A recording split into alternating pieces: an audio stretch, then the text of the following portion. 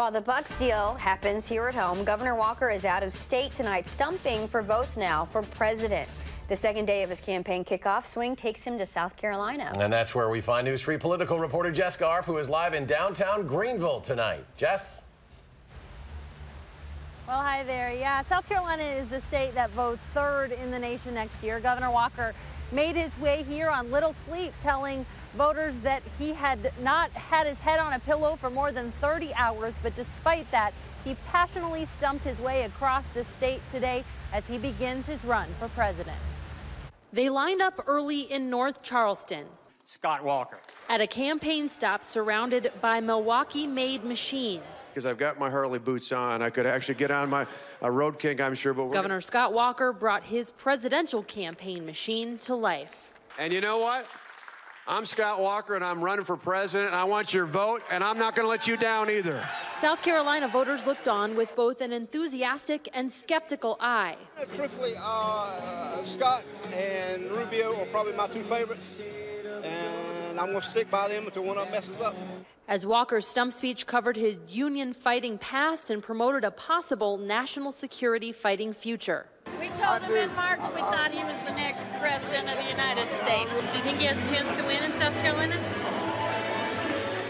He's got to talk about the border to get my vote. The campaign rolled on to Lexington, a suburb of Columbia, where the scene turned from bikes go out and find careers that will pay far more than the minimum wage to barbecue. And yet another barbecue joint down the road in Malden, a suburb of Greenville. With the marathon campaign slog, we asked the governor how he was going to effectively do his day job. I already checked in 3 times this morning with my chief of staff. I know where the Senate's at right now, and now talking about my chief of staff talked this morning with Senator Fitzgerald. Just like any good small business owner, you can do as much work on the road meeting customers as you can back in the home office. Those customers or voters. I just love the political process. I love to see at the very beginning of this what happens, the conversations that go on, the way that they debate things. Hundreds of them turning out for the start of something. I mean, what do you think his chances are in South Carolina then? I think his chances are pretty dead gone good.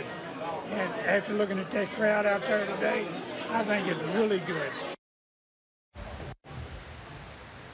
Now, while we are here in Greenville tonight, Governor Walker has actually moved on. He's now in Atlanta, Georgia at this hour doing a fundraiser, and then he'll head tomorrow to New Hampshire. And wherever he went today, we saw him finding Wisconsin folks coming out of the woodwork. So tonight at 10, we'll talk to some of those Wisconsin expats, so to speak, about Governor Walker and how they plan to get involved in his campaign here. Really interesting to hear the perspectives around the country on Governor Walker. Jessica live, a beautiful shot there in Greenville. Jessica, thank you.